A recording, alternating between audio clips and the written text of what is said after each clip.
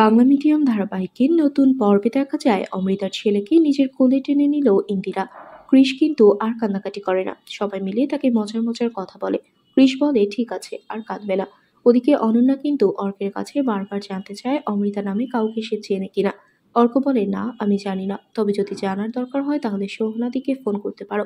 অনন্যা বলে আমাকে আগে জানতে হবে কে ওই অমৃতা। অর্ক কৌশলে মায়ের কাছ থেকে কিছু তথ্য বের করে ভিকিকে জানিয়ে দিল। সোহানাকে কিন্তু ঠিকই ফোন করে অনন্যা, আর সোহানা কিন্তু কিছু না বলে ফোনটা কেটে দিয়েছিল। অনন্যা ফোন করে হাসপাতালের বসকে হাসপাতালে আসতে বলে। খবরটা শুনে অর্ক ইন্দিরাকে ফোন করে জানিয়ে দিল।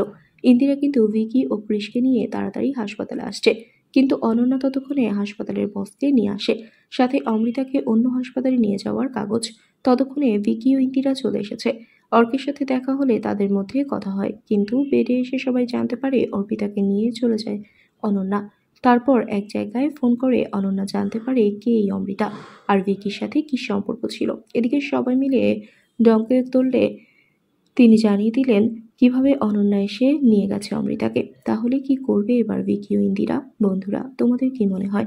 এক্ষুনি একটি লাইক দিয়ে এবং কমেন্ট করে জানিয়ে দাও তোমাদের মতামত। ধন্যবাদ।